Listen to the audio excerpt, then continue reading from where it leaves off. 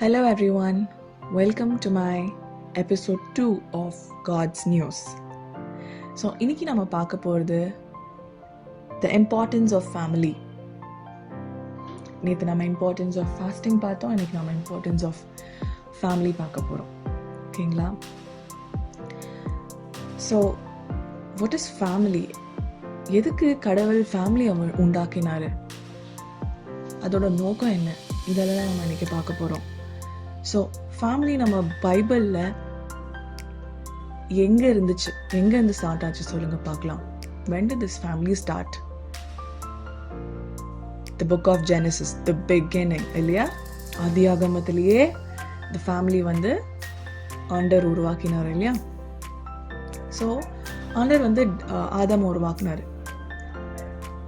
அப்புறமா மனிதன் அவன் தனியாக இருக்கிறது நல்லதில்லை அப்படின்னு சொல்லிட்டு ஏவாளை உண்டாக்கினார் இல்லையா? எதுக்கு ஆதாம தூங்க வச்சுட்டு அவனோட ரிப்லேருந்து ஏவாளை எடுத்து செஞ்சாரு? ஆதாம உண்டாக்கின மாதிரி ஏவாளையை உண்டாக்கின இருக்கலாம்ல எவ்வளோ நேரம். எதுக்கு அவனை தூங்க வச்சுட்டு அவனோட ரிப்பை எடுத்து ஏவாளை உண்டாக்கணும்?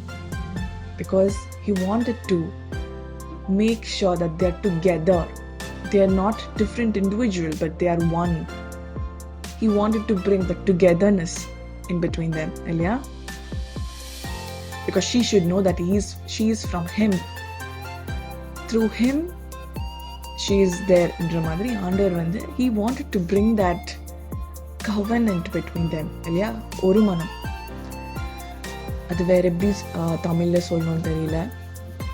ஸோ அந்த ஃபேமிலியோட இம்பார்ட்டன்ஸ் நம்ம ஆதியாகமத்திலே பார்க்கலாம் இல்லையா?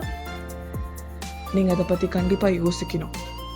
இப்போல்லாம் நம்ம ஃபேமிலியில் நிறைய misunderstandings, ego issues, anger issues, அதனால ஃபேமிலியில் சமாதானமே இல்லாமல், ஒரு மனம் இல்லாமல், நீ எப்படி பண்ணுறியா நானும் இப்படி பண்ணுறேன், ஏட்டிக்கு போட்டி. நம்ம முக்கியமான விஷயம் என்னென்னா, கடவுள் நம்மளுக்கு ஒய்ஃப் கொடுத்துருக்காரு, ஹஸ்பண்ட் கொடுத்துருக்காருன்னா நம்ம அதுக்கு நன்றி சொல்லணும். ஆண்டவரே எனக்கு ஒய்ஃப் கொடுத்துருக்கீங்க அப்படின்னு சொல்லிட்டு நீங்கள் நன்றி சொல்லணும். அவங்களுக்காக ஜெபிக்கணும். அவங்க இருக்கும் போதே அவங்க கூட சந்தோஷமாக வாழுங்க. ஓகேங்களா? நிறைய பேர் கல்யாணத்துக்கு முன்னாடி பேரண்ட்ஸ் ஓகே இவனுக்கு கல்யாணம் பண்ணி வச்சிடணும், நம்மளுக்கு வயசாகுது, இது நம்மளுக்கு ஒரு ரெஸ்பான்சிபிலிட்டின்னு சொல்லிட்டு தான் கல்யாணம் பண்ணி வைக்கிறாங்க தவிர அதோட இம்பார்ட்டன்ஸ் அவங்களுக்கு சொல்கிறது இல்லை.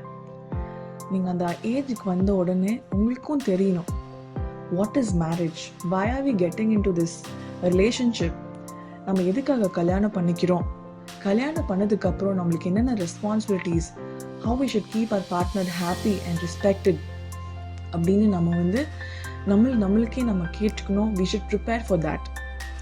ப்ரிப்பேர் ஆகாமல் நீங்கள் கல்யாணம் பண்ணீங்கன்னா கண்டிப்பாக நீங்கள் ஏன்டா கல்யாணம் பண்ணோன்னு நீங்கள் கண்டிப்பாக சொல்லுவீங்க.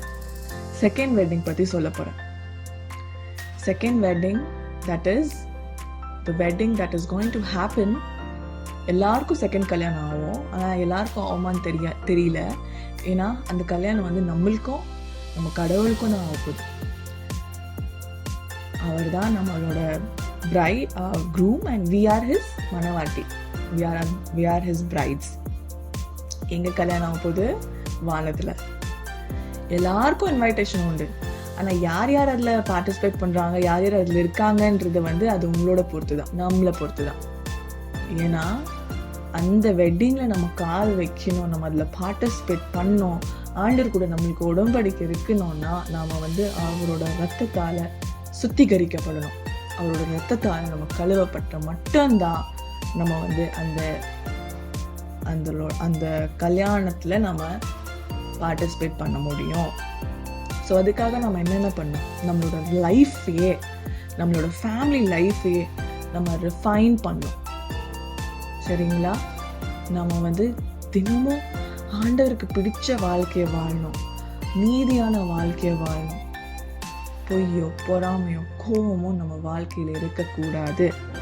ஆண்டவர் எப்படி வாழ்ந்தாரோ, 33 வருஷம் இந்த உலகத்தில் வாழ்ந்தாரோ இல்லையா, அவர் எப்படி இருந்தாரோ நாமளும் அதே போல் ஆண்டவரே என்னையும் உண்மை போல இந்த உலகத்தில் வாழணும் சுவாமி, இந்த உலகத்தில் இருக்கிற காரியங்கள் எல்லாம் வெறுத்து ஆண்டவருக்கு பிரியமான வாழ்க்கை, நம்ம இது பண்ண ஆண்டவருக்கு பிடிக்குமா, நம்ம இப்படி பேசின ஆண்டவருக்கு பிடிக்குமா, நம்ம இதை படித்தா ஆண்டவருக்கு பிடிக்குமான்றத யோசித்து மனசில் வச்சு நம்ம வாழ்க்கை நம்ம அந்த மாதிரி மாற்றிக்கணும்னா நம்மளுக்கு அந்த கல்யாணத்தில் இடம் உண்டு.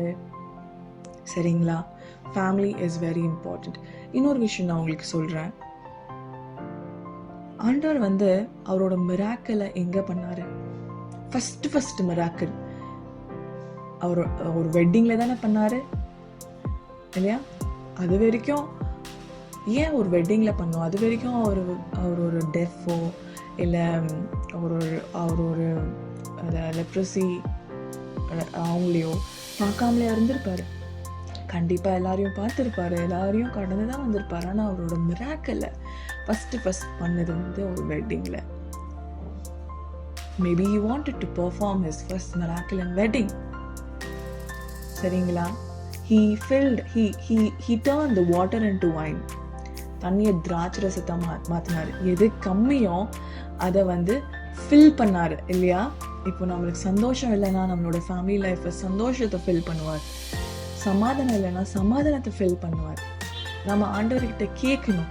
ஒரு மனதோடு நம்ம ஆண்டவர்கிட்ட உட்காந்து ஃபேமிலியை உட்காந்து நம்ம அவர்கிட்ட கேட்டோம்னா கண்டிப்பாக அவர் நம்மளுக்கு என்ன தேவையோ அதை நமக்கு செய்வார். சரிங்களா? ஓகே, நம்ம வாழ்க்கையை கடவுளை நோக்கி நம்ம செல்வோம்.